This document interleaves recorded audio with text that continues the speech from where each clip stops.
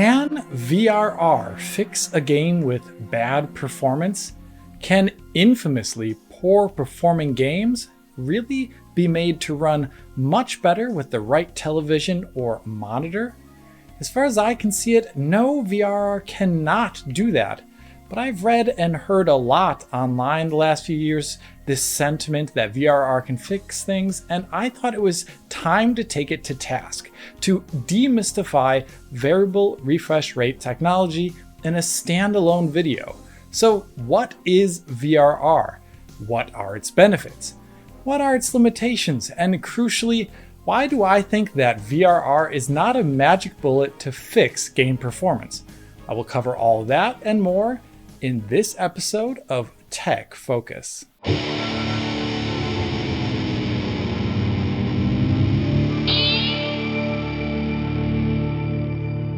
VRR, or variable refresh rate technology, describes a GPU or game console dictating the refresh rate of an attached screen. So the computer tells the VRR-capable screen which refresh rate to run at depending upon how long it took the device to render a frame of a game. If the computer was rendering a game's visuals at 50 times per second, then the screen refresh rate would be adjusted to 50 Hz.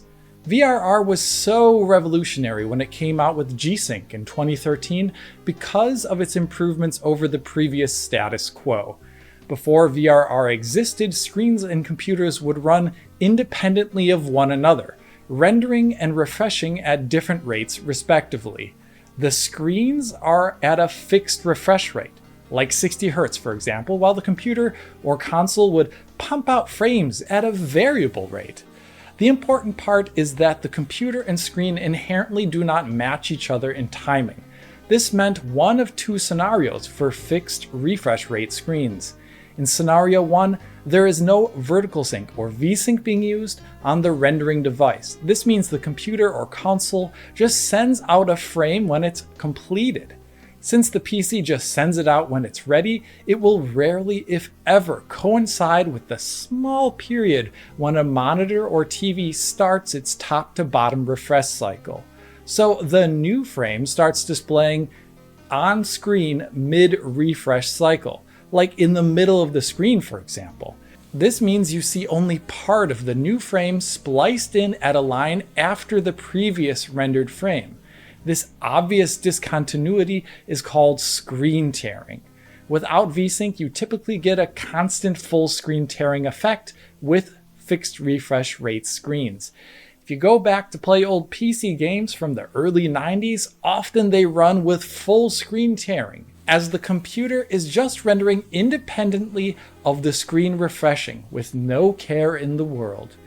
Tearing becomes obvious and distracting if the game has full 3D movement or has dramatically changing visuals from frame to frame. Now, that's scenario 1 for screens that lack VRR. Scenario 2 is that the rendering device employs VSync or vertical sync.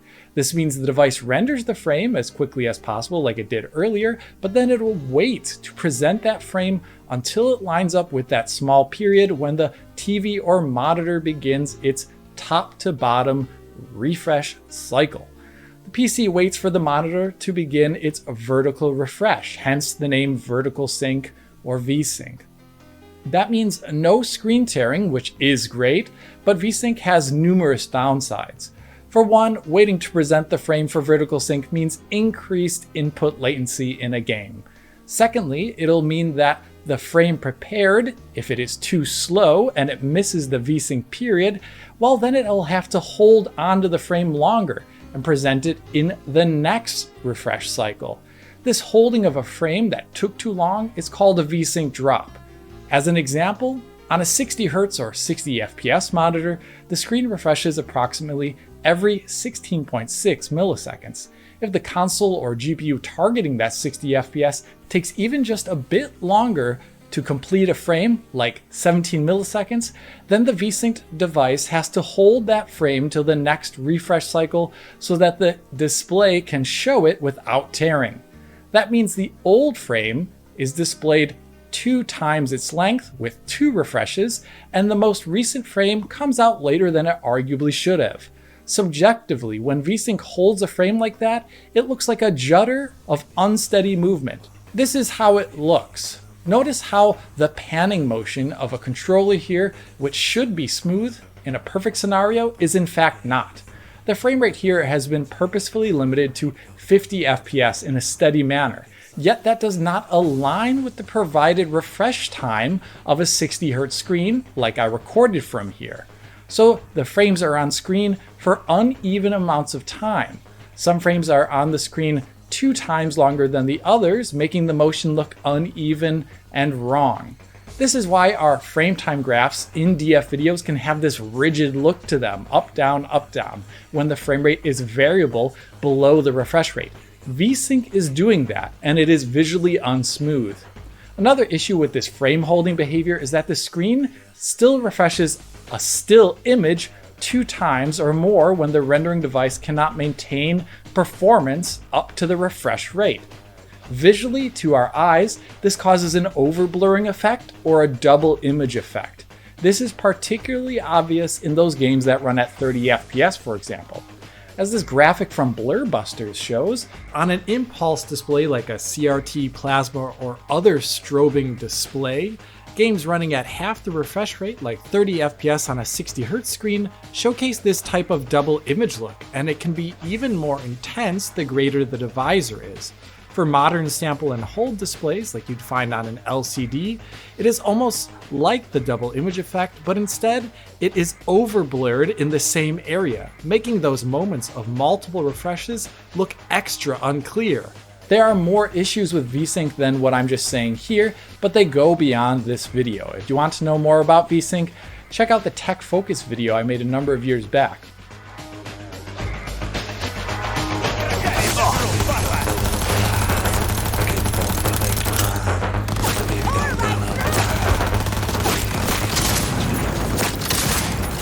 Let's get back to VRR, which is the point of this video. On its face, the promise of VRR is that it solves the issues I just mentioned, although it must be stressed, it is not possible to exactly show that in a video on YouTube, as YouTube doesn't support VRR video playback. So let's continue, but keep that in mind here. Since the GPU is dictating the refresh rate of the monitor with VRR, that would mean it always scans out the frame at the proper time while vertical refresh occurs. This would prevent tearing. VRR also prevents judder like we see with VSync, as frames that take a bit longer to render no longer have to wait for the next refresh cycle. Rather, the screen's refresh rate is adjusted to match the render time, so no waiting is necessary. Since no frame holding is occurring, this means there should be no double image effect from displaying the same image over multiple refreshes. It also means there's no introduced input latency like we see with VSync. So less input latency, no tearing, and no VSync judder, and no double image effect. That sounds like amazing tech, and generally it does solve the issues I mentioned. But it has a number of limitations there, and it can even introduce issues. One of VRR's limitations has to do with tearing. VRR by default does not actually solve all tearing, although it sounds like it should. VRR actually only solves tearing that occurs when the frame rate is below the refresh rate of the monitor. So a PC with VRR engaged attached to a 60 Hz monitor would have no tearing when the frame rate is at 50, for example. But nothing is preventing that computer from running different scenes above the refresh rate. The computer could easily render a simpler scene of a game at 70 FPS, for example. Any frame rate rendered above the monitor refresh rate will be presented as a tear with VRR by default. The monitor cannot adjust to refresh rates that it doesn't support above its max, so it'll just tear. To prevent this, a software limit of some sort must be engaged to prevent the frame rate from going above the refresh rate. On console, that typically means VSync is employed at the upper bound refresh rate. That means frames will wait and potentially queue up like they do with real VSync in a console game with VRR if the monitor is at its max refresh rate, so 60 or 120 typically. This means VRR does not necessarily always solve input latency concerns, although it sounds like it should on paper. The same technical limitation, of course, occurs on PC. VSync can be optionally forced there if the user does not want tearing. This is why you can force VSync on a G-Sync monitor in the NVIDIA control panel. If not VSync, then the user has to engage their own frame rate caps somehow. Frame rate caps can mean potential increases in latency depending upon the rendering scenario. It is a bit complex, but there has been technology developed such as Reflex or Anti-Lag 2, which look to fight increased latency from frame capping in VRR. Reflex, for example, uses a number of techniques simultaneously to reduce latency based upon a number of factors. So by default, VRR has to use all of these compromises to prevent tearing. That is not the only compromise with VRR.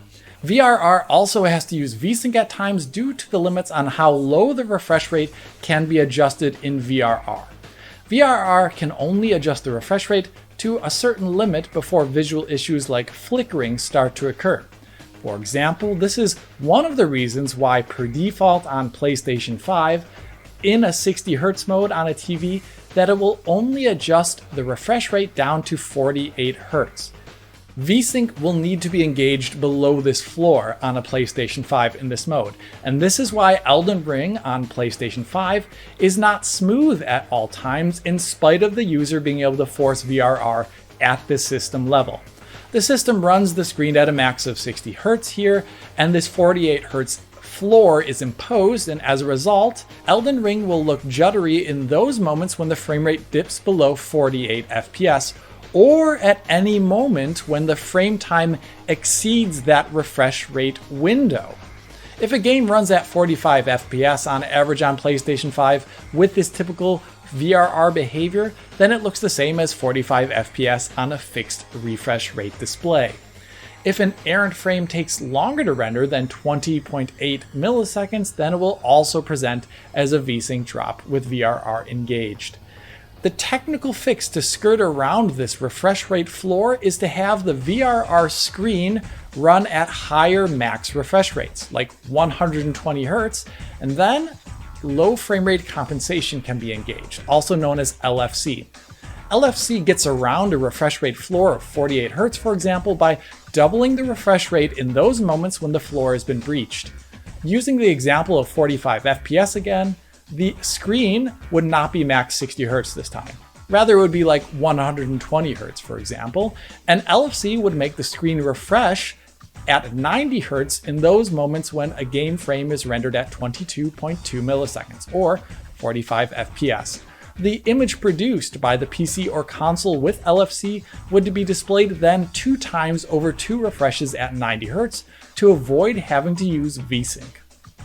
Due to this, VRR can avoid engaging VSync, and there is no judder as long as a high refresh rate is used and LFC is on. This is how VRR can work on PC with high refresh rate screens, or this is how it works on Xbox Series X with VRR on and when the system is set to 120 Hz.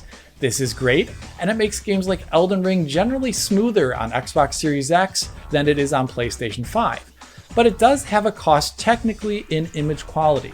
Due to LFC displaying an image perhaps 2 or 3 times at a higher refresh rate, LFC will induce the image over blurring effect that I talked about earlier, and this will get worse the more refreshes LFC uses to compensate for the frame rate. This means VRR can actually make image quality worse technically while improving the smoothness of a game's motion, due to this technical limitation. On top of these technical limitations for VRR, VRR can also induce other visual issues depending on the monitor you have. For example, on a selection of LCD displays using full array local dimming, using VRR means losing the local dimming capability.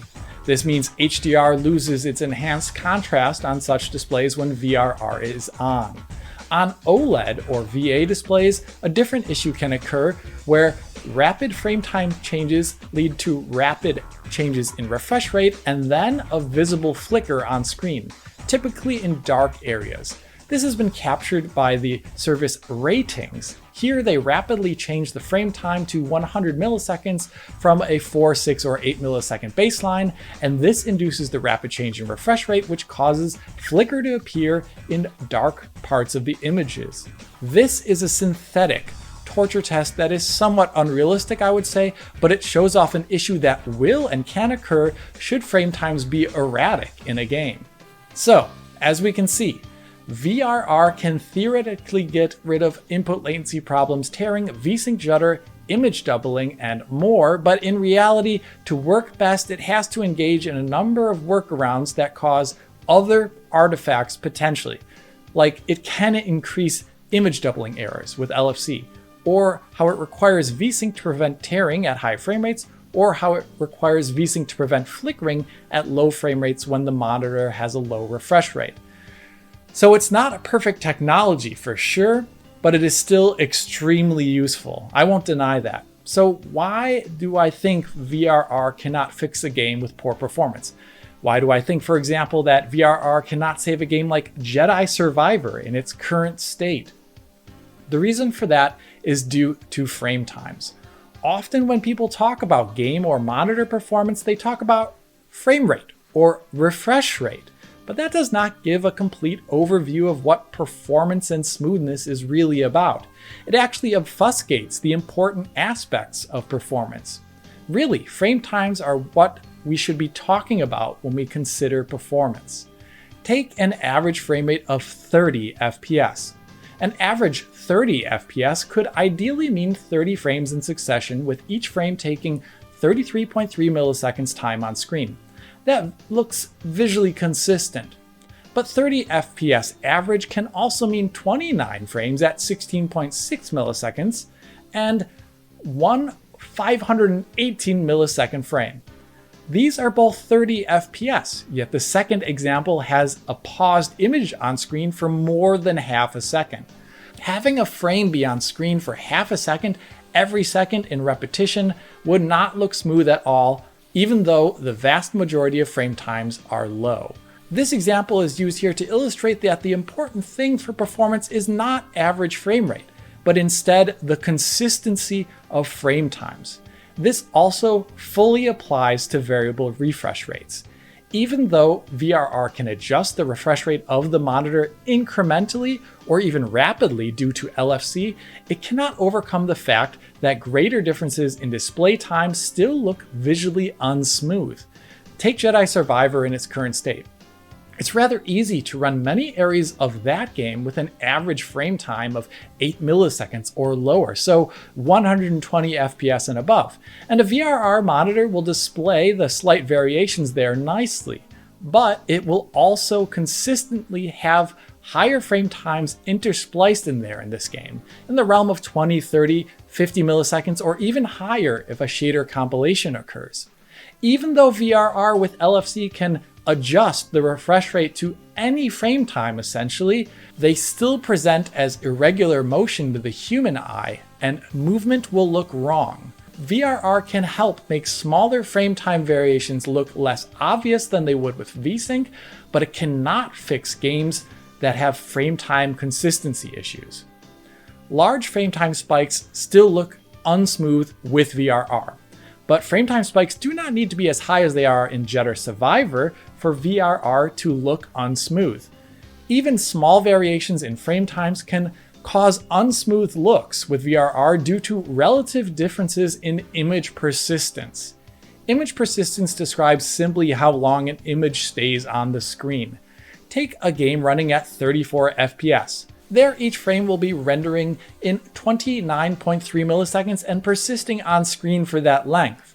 In our example, the player is running through an area of the game rapidly where the frame time has periodic and punctual 4 millisecond increases to around 33.3 milliseconds, aka 30 FPS. Even though the frame time increase could be periodic in this example, you would be hard pressed to see that fluctuation of 4 milliseconds, as the difference in frame persistence is small, relatively. Semi-wobbly frame times around 30 FPS look smooth thanks to VRR, and it is why Dragon's Dogma 2, as of its most recent patch in the 120Hz mode on console, generally looks smooth in motion with VRR, even though the frame rate is low technically. But what if a game was running at higher FPS, like 240 FPS? A lot of competitive shooters on PC easily run at those frame rates. Say a user ran through an area of the map in Counter-Strike that hit the CPU harder for some reason, so there were periodic 4 millisecond increases to frame time there. With this example, the periodic uptick to frame time would be visually obvious actually, and the game would look unsmooth to the naked eye. The reason for this is due to the relative increase in image persistence. With example 1, periodic 4 millisecond increases to frame time increase image persistence momentarily each time by only 13% versus the base frame time. For the second example, periodic 4 millisecond increases to frame time increase image persistence versus the base by 96%. It is nearly doubling image persistence when the frame time increases. Depending upon your subjective look here, that would appear to look like rapid speeding up and slowing down of the game, or a ticking inconsistency in its movement. For mouse users particularly, it could look quite distracting, and it could increase the challenge of lining up a shot. In this high frame rate example, even though VRR could adjust perfectly and the absolute frame time increase is low, it still won't present smoothly. VRR cannot smooth out rapid increases in image persistence. For that same reason, other issues of image persistence are not at all fixed by VRR. If a game has animation playback issues, then VRR does nothing for it. Take the Dead Space remake. On all platforms, that game has animation pauses that occur when you run through the game levels. VRR can do nothing to prevent that sudden increase in visual persistence. Or take all the many Unity games that run physics at 50 Hz. The game's frame times there can be perfectly normal, but the animation will pause consistently, which typically gives the camera in these games visually inconsistent motion. There are a myriad of issues that can cause rapid increases to visual persistence, and in such cases, VRR can do nothing to make such games look smooth. This is why I think the notion that VRR can fix a game's performance is inaccurate. VRR can only smooth out visual performance of a game over standard VSync or tearing within reasonable limits. If a game has a frame rate that is not too variable and frame times that are very consistent, that only gradually change, then VRR could make it look smoother than it would under a fixed refresh rate scenario. The great example of that is Dragon's Dogma again, with its latest patch where frame times are generally consistent and there's low variability to frame rate usually, and it will look smooth on a VRR display where it otherwise looks actually really poor without a VRR display. VRR, though, cannot be considered to fix games that have issues with frame times or dramatic swings in frame rate depending on the scene. Something like Jedi Survivor as it is right now, numerous UE5 games, Dead Space on PC, and other similar titles get very little benefit from VRR as their core smoothness issues are not fixed having the screen adjust its refresh rate. So what does this all mean? For me, this means VRR is not a magic bullet. We cannot excuse a game's issues now that VRR screens are becoming ever more common. It can't fix a game. I also think VRR's prevalence now means that performance discussion should lessen its emphasis on FPS as a metric. As I see it, we should be talking about frame time consistency as mapped over time, like with a frame time graph. Or we should emphasize subjective descriptions of image persistence, as these describe a game's smoothness and thus its performance. Personally, I would love it if we could get rid of the FPS graphs altogether. But what do you think? Leave a comment below and tell me. Hit that like button, subscribe, ring the bell, support us on Patreon, and as always, this is Alex bidding you farewell und auf Wiedersehen!